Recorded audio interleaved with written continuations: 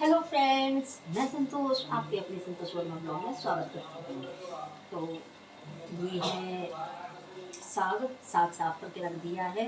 ये वर्मा जी ने साफ करा है, तो इसको तो साइड कर देती हूँ। और अभी किचन काफ़ी फैल रही है, तो फटाफट इसे भी सही करती हूँ, क्योंकि मुझे बनाने हैं मेथी के पराठे।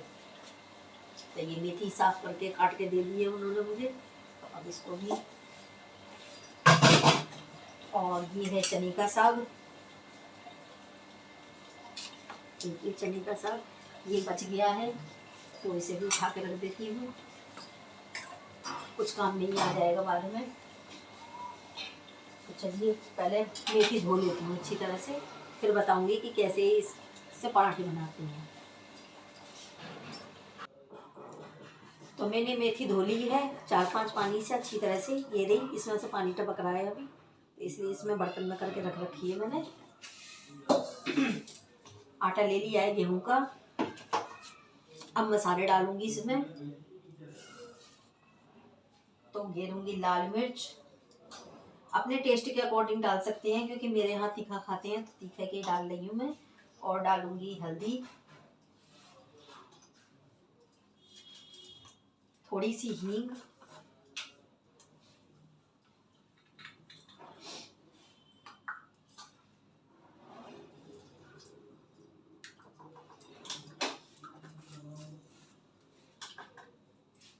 नमक,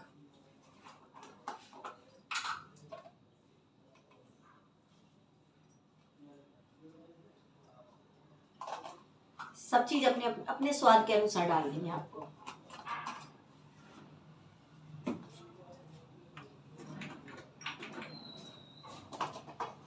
और इसमें मोइन के लिए ताजी मलाई, तो ये मैंने सवेरे ही ताजी निकाली थी, तो वही मलाई है। वैसे मुझे इसे जमाना था, लेकिन अब जमाऊंगी नहीं, इसे डालूंगी इसमें।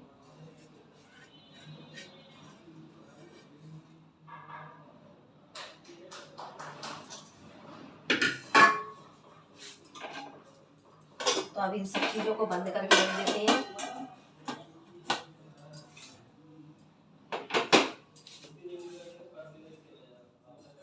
और इसे अच्छी तरह से मिक्स कर लेते हैं।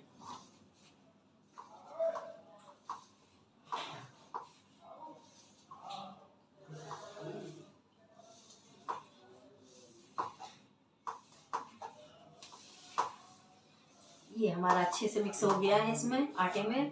तो अब ये सारी धुली हुई मेथी भी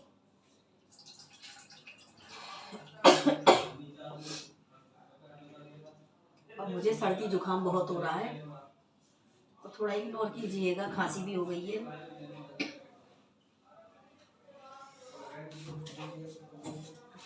तो ये भी डाल दिया है इसमें मेथी को। और अब अच्छी तरह से इसको आटा लगा लेंगे। थोड़ा टाइट सा आटा लगाना है, मतलब रोटी से टाइट और पूड़ी से पतला। पूड़ी का आटा लगाते हैं उससे थोड़ा सा पतला लगाना है, और रोटियों का जो आटा लगाते हैं हम उससे थोड़ा सा टाइट लगाना है, बस, बाकी कुछ नहीं है। तो चलिए पहले आटा लगा लेते हैं।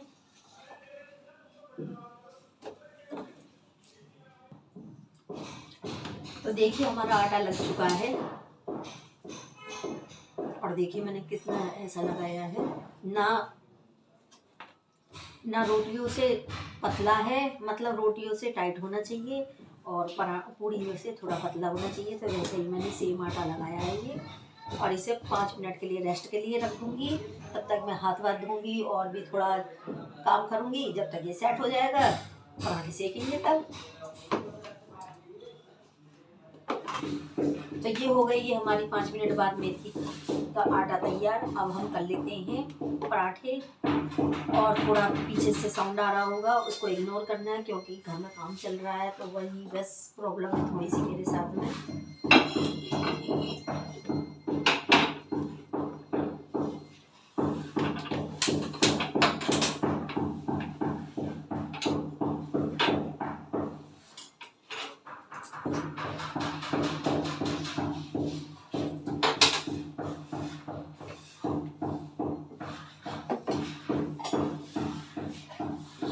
ये ले लिया है मैंने देसी घी,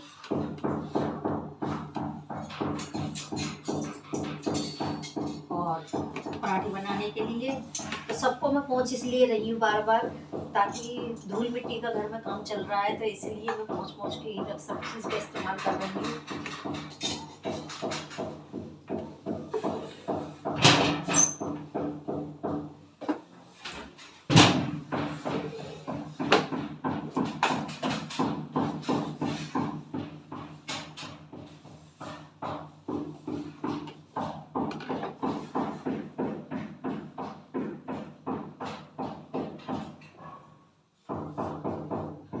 और बस इस तरह से इसे राउंड राउंड बेलना है, ऐसे कर करके।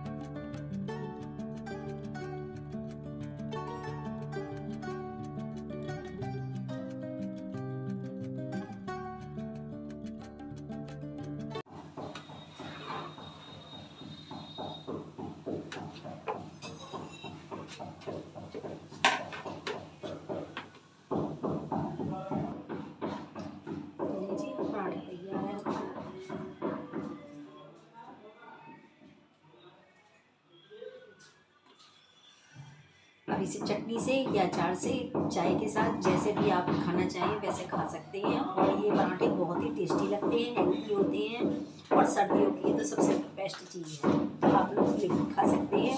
तो चलिए मैं बच्चों को देकर आती हूँ।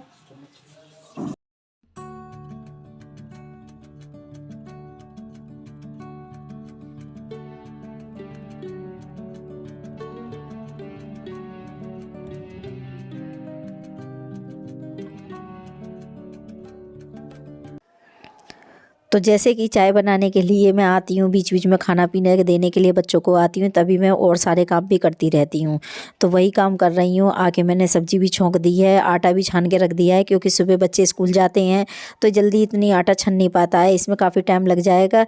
इसलिए मैंने खट्टा ही आटा थोड़ा सा छान के रख दिया है, और सब्ज़ी भी बना के रख दे रही हूँ शाम के लिए, और आटा लगा के रख दूँगी, क्योंकि फिर बाद में रात के टाइम पे 7 बजे 7:30 बजे मिस्त्री जाते हैं काम से, तो फिर उसके बाद में खाना पीना इतनी जल्दी बन नहीं पाता है। तो इसीलिए बीच बीच में जब भी आती हूँ थोड़ा थोड़ा काम करती रहती हूँ। और अभी तो मेरा भी चाय पीने का टाइम है।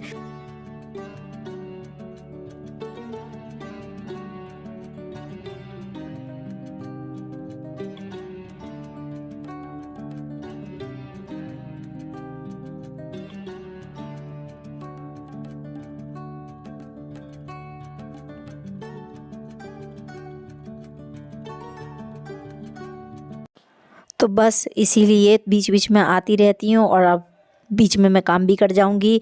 तो ये बथुआ उबलने के लिए रख दूंगी, और भी बहुत सारे काम होते हैं छोटे मोटे के, जैसे बर्तन मांज लेना, स्लिप साफ़ कर लेना, गैस साफ़ कर देना, ये सारे काम मैं बीच बीच में निपटाती हुई जाती हूँ। तो और मैं जब खाना बनाने के लिए दोपहरी में आई थी तो मैंने दही भी जमाने के लिए रख दिया था। तो ये मेथी आलू की सब्ज़ी बना दी है, ये दही जमा दिया है, तो देखिए फटाफट जम गया ना।